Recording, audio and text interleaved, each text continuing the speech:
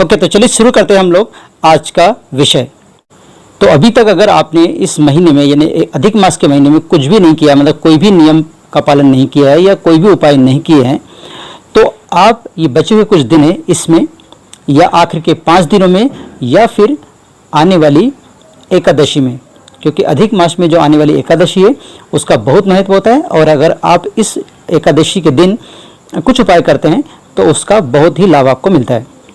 तो पहली एकादशी तो आ रही है परसों। हम आज केवल 4 उपाय की बात करेंगे। इन 4 में से कोई सा भी उपाय जो आपको ठीक लगता है वो कर लीजिए। जो भी उपाय आपको आपकी ज़रूरत के हिसाब से सही लगता है आप वो वाला करिए। पहला उपाय मैं बताऊंगा आपको, मनोकामना पूर्ति उपाय। दूसरा रहेगा हमारा धन प्राप्ति। अब धन प्राप्ति तो हर इंसान चाहता ना, तो दूसरा उपाय रहेगा हमारा धन प्राप्ति कैसे करें, इसके लिए एक उपाय है। फिर हम बात करते हैं कि हमारा आर्थिक नुकसान ना हो, क्योंकि बहुत लोग ये कहते हैं कि यार मैं कमाता तो बहुत हूँ लेकिन बच नहीं पाता है, सब खर्च हो जाता है। और चौथा बहुत महत्वपूर्ण उपाय है, चौथा उपाय हमारा रहेगा कि हम हमारी नौकरी में किस प्रकार से पदोन्नति प्राप्त करें या हमारी नौकरी में कैसे हम प्रमोशन प्राप्त करें, इसके लिए रहेगा। तो ये 4 उपाय के पर हम आज बात करेंगे। तो आज हमारा जो पहला उपाय है हम पहले उसकी बात कर लेते हैं कि मनोकामना किस प्रकार से की जा सकती है। तो आने वाली एकादशी पे आप क्या करेंगे, केसर मिला हुआ दूध, यानी दूध में आपको केसर मिलाना है। केसर आप जानते ही मार्केट में आपको केसर आसानी से मिल जाएगा। तो केसर, दूध में आप केसर मिलाइए और उस दूध से भगवान विष्णु का अभिषेक करिए। अगर आप ऐसा करते हैं तो भगवान विष्णु तो प्रसन्न होंगे ही, लेकिन क्योंकि आपने उसमें केसर मिलाया है इसलिए माँ लक्ष्मी का भी आपके ऊपर आशीर्वाद बरसेगा।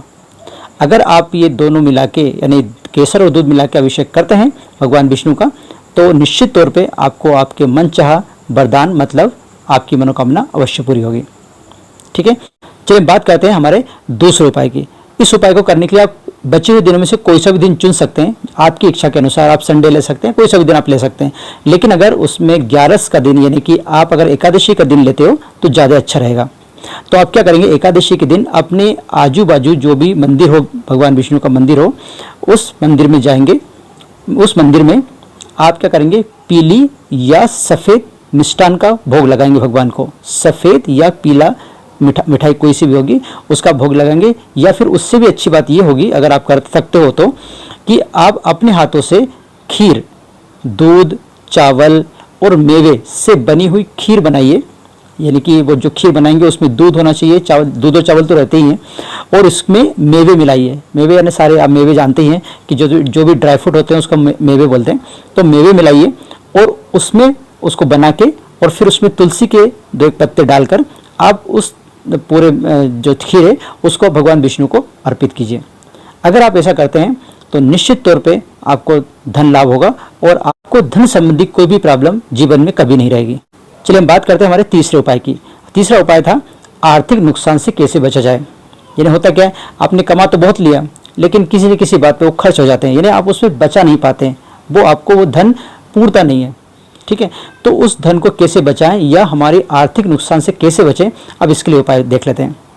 तो इसके लिए आप क्या करेंगे कि किसी भी दिन भगवान का, या एकादशी हो तो बहुत ही अच्छी बात है, बचे हुए दिन में से कोई सा भी दिन ले सकते हो या एकादशी का दिन ले सकते हो। इनमें से कोई सा भी दिन लेकर आप भगवान विष्णु की श्रद्धा पूर्वक पूजा करें, पूजा अर्चना करें बाकायदा। जिस तरह से भगवान की पूजा की जाती है उस प्रकार से आप भगवान की पूजा करें, और भगवान की मूर्ति या फोटो जो भी आपके घर में हो उसके सामने कुछ पैसे रखें। आप कुछ पैसे जितने भी आपको रखना है वो पैसे रखें। पूजा अपनी अर्चना खत्म करें, आप आरती करें, प्रसाद दें सबको। इसके बाद जब पूजा आपकी टोटली खत्म हो जाए, इसके बाद क्या करें, जो आपने पैसे वहाँ भगवान के सामने रखे थे उन पैसों को उठाएं और फिर उन पैसों में से कुछ पैसे आप अपने पर्स में रखें, कुछ अपने गले में रखें और कुछ आप अपनी तिजोरी में रखें। वो जो पैसे आपने चढ़ाए थे भगवान के सामने, उन पैसों में से थोड़े थोड़े करके आप ये सभी जगह जहाँ जहाँ भी आप अपने धन रखते हो उस जगह पे आप इसको रख सकते हो। अगर ऐसा आप करते हैं तो आपकी आर्थिक नुकसान की समस्या खत्म हो जाएगी, फिर आपको कभी आर्थिक नुकसान नहीं उठाना पड़ेगा। और कभी कभी क्या होता है, जबरन के आर्थिक नुकसान हो जाते हैं, उस आर्थिक नुकसान से आप इस प्रयोग के द्वारा बच सकते हो। ठीक है, अब हम बात करते हैं जो हमारा चौथा और बहुत महत्वपूर्ण उपाय है उसकी, कि मान लीजिए कि आप इंटेलिजेंट हैं, आप हर काम करने में सक्षम भी हैं, आपको आपके जो कार्यक्षेत्र है उसमें तारीफ भी मिलती है काम करने की, लेकिन फिर भी आपकी पदोन्नति नहीं होती, यानी कि आपका जो प्रमोशन है वो नहीं हो पाता। यानी आप काबिल हैं और लोगों से आप काबिल हैं, आप अच्छे से काम भी कर रहे हो, सब लोग आपकी तारीफ भी कर रहे हैं, लेकिन आपको प्रमोशन नहीं मिल रहा है। तो इसके लिए एक उपाय है छोटा सा, वो उपाय अपन करते हैं। तो इस उपाय में आप क्या करेंगे कि अधिक मास के जो बचे हुए दिन हैं उनमें से किसी भी दिन या एकादशी के दिन, एकादशी बहुत अच्छा दिन होता है इसलिए बार बार मैं एकादशी की बात कर रहा हूँ, और ये जो जितने मैंने प्रयोग बताया वो खासकर एकादशी के ही प्रयोग हैं। अगर आप उस दिन करते हो तो बहुत ही अच्छी बात है। तो आप किसी भी एकादशी, यानी दो जो एकादशी आ रही है, या तो 25 तारीख की या फिर 10 जून की, दोनों में से कोई सी भी एकादशी का आप यूज़ कर सकते हैं। तो एकादशी के दिन आप 7 कन्याओं को भोजन कराएंगे, और भोजन में आप मिष्ठान यानी कि मिठाई जरूर बनाएंगे, और अगर वो मिठाई खीर है तो बहुत ही अच्छी बात। और खीर कैसे बनाते हैं वो मैंने अभी पिछले उपाय में आपको बता दिया था। तो आप उस तरह से खीर बनाइए, और खीर का भोजन आप कन्याओं को करवाइए। ऐसा नहीं कि खीर खिलाना है आपको, और भी चीज़ें बनाना, लेकिन मिठाई की जगह पे आप खीर बनाइए, और 7 कन्याओं को यथाशक्ति दक्षिणा देने के बाद उनके पैर पड़ के और उनसे विदा लीजिए। तो अगर आप इस प्रकार का उपाय करते हैं तो निश्चित तौर पे आपके कार्य क्षेत्र में आपको पदोन्नति मिलेगी, आपका प्रमोशन जरूर होगा। लेकिन ये ध्यान रखें कि मैंने जितने भी उपाय बताए हैं, अभी 4 उपाय मैंने अभी आपको बताए हैं, चारों उपाय तभी कारगर सिद्ध होंगे जब आपके दिल में, आपके मन में श्रद्धा होगी और विश्वास होगा। अगर आपको इन उपायों में श्रद्धा और विश्वास है तो ही करिए, अदरवाइज इन उपाय को नहीं करिएगा।